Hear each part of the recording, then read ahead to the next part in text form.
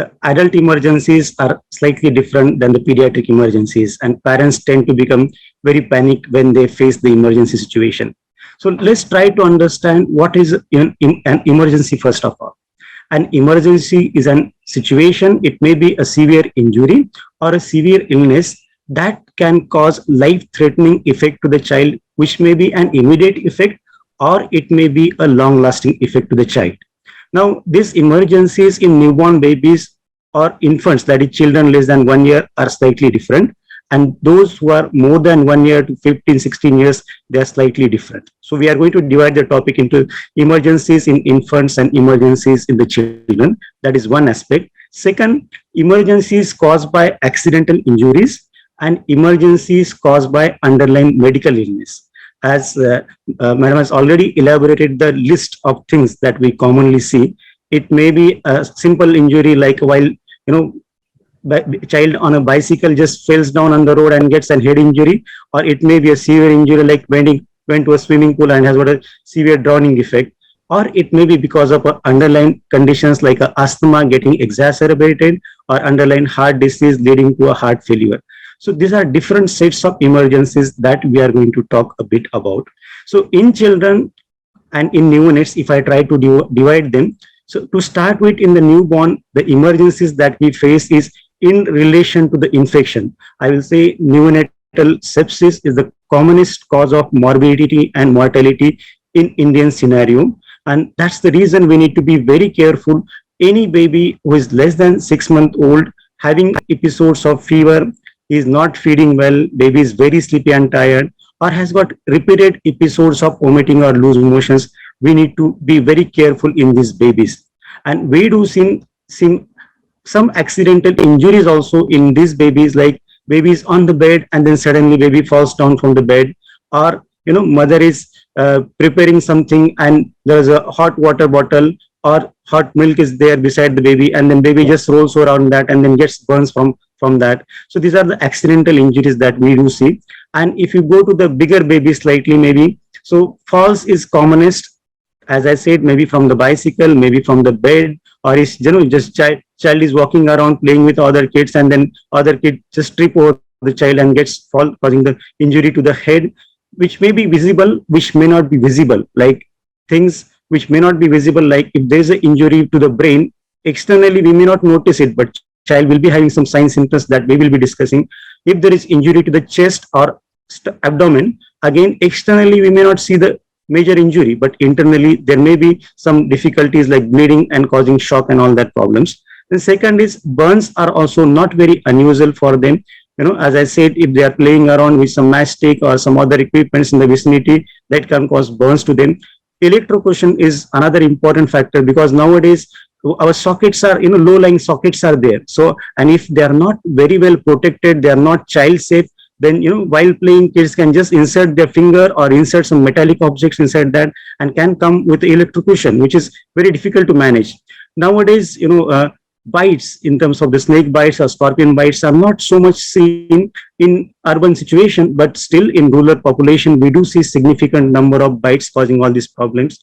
And then going further, allergies are well-known entities to cause acute emergency situation. Like we have seen children coming with sudden onset of swelling all over the body. There is rashes all over the body. Sometimes they do come with breathing difficulties. So these are some accidental injuries that we see in babies and children. And because of the underlying illnesses, like if someone has got a history of fits or convulsions, what we say, suddenly they start throwing convulsion, and convulsions are lasting for a long time, and that can cause long-term damage to the brain in terms of low oxygen, and we call it as a hypoxic damage to the brain. Or if someone is having asthma, then asthma gets exacerbated, and then they come with a breathing difficulty and respiratory failure. And it's not just the acute part, but a condition which is a chronic condition like diabetes. If the sugars are not well controlled, or parents miss the injections because of some underlying illness to the child, these kids also can come with a condition called as a diabetic ketoacidosis, where the sugars are very high and they have got a severe dehydration and breathing difficulties. So these are the common emergencies that we see in our day-to-day emergency practices, and we will try to cover as much as possible out of it, and we'll try to make it in a way that it will help you into your daily practices. That is our aim of today's discussion. Definitely. So maybe we could just go on to discuss some of these, each one of these most important emergencies. So I would leave it to you, over to you, doctor. So again, in going in the sequence, like, newborn babies, as I said, infections are the commonest cause of emergencies for them. So babies infections are commonly happening because of the lack of awareness of the parents about the hygiene. So with COVID in place, I'm sure most of us are taking care of the hand hygiene, using sanitization for all of us, as a routine that we are doing. But particularly when babies are preterm babies, when they are small in size, these are the babies who are at a higher risk of developing infections. So in that situation, I will suggest we should not have got overcrowding surrounding the baby. Not many people should handle these babies. Feeding is the second important parameter that help us to decide whether baby is healthy or not. Any baby who is not feeding well is unusually sleepy than what we see on day-to-day basis. That means there is some difficulties there. And when the feeding is not happening well, their sugar tend to get low. And as a result of that, they become more sleepy. We have seen babies with low sugars presenting with convulsions or fits in the newborn babies also. Now, in this situation, I will say you should not waste time in your home surrounding, because this is an emergency which needs to be managed in the hospital vicinity. Some babies, because of the infection, can present with cold, clammy extremities. They turn blue at the hands and legs. That is also another situation where we should take help of the emergency services. Sometimes babies do vomit, once a while, maybe 2 to 3 times in a day, they do vomit.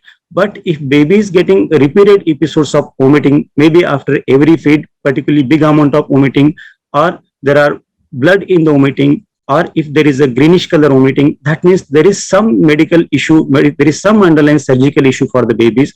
So these babies need an urgent attention. There is something called as a hemorrhagic disease of newborn. I'm sure many of you parents must have seen, immediately after birth, we do give some injection to the baby. So that is an vitamin K injection that helps to decreases the chances of bleeding in these newborn babies. So if baby is having some bleeding from the vomiting, or there is some bleeding from the motion, that means there is some difficulty that baby is having and needs an urgent attention in that situations. Now, going forward in the infancy, like babies who are less than 1 year old, as I said, the falls are very common for them. I always say to the parents, nazar hati, durgatna ghati. So that means the moment you have lack of attention towards the child just trips over and then falls from the bed. So I always insist on home safety for the children. So what does that mean? So we need to have an environment where the chances of accidents we are trying to minimize, but believe me, it won't be 0%. You can't make it like totally child proof. So what we can do, we can have a beddings or mattresses on the floor. The sofa set may not be too high, it can be a low lying kind of sofa set. So by chance, if the child trips from there, there are chances of injuries which will be less for the child. Many times while playing or walking, they still sleep on the floor, which is a hard floor. So that hard floor will cause more injury to the child. So if you put thick mattresses on the floor, that will help a lot for them to prevent severe injuries. And similarly, the corners of all these wooden furniture that we have got, we can cover these corner areas. We do get some soft materials in the market nowadays which can cover the corners. So that will help to decrease the injuries by these corners. And next, electrocution part, make sure your height of the electric sockets are slightly higher than what we have seen in most of the homes nowadays. And there is a protective cover to these sockets so that child can't easily insert their fingers or some toys inside and then get electrocution burns. Next is burns. We do suggest steam inhalation many times to the parents when they have got a cough, cold or fever. So we have seen babies coming with burns because the steamer is just beside baby, and while playing, baby just put their fingers or holds the steamer in their hand. So we need to be careful when we are keeping hot equipments or hot water or food which is hot, like maybe tea and coffee burns are also not very unusual that we see in small kids. So these are the things that we need to be careful with the infants and newborn babies. So we need to have special precautions for them, and then we should try to pick them it early.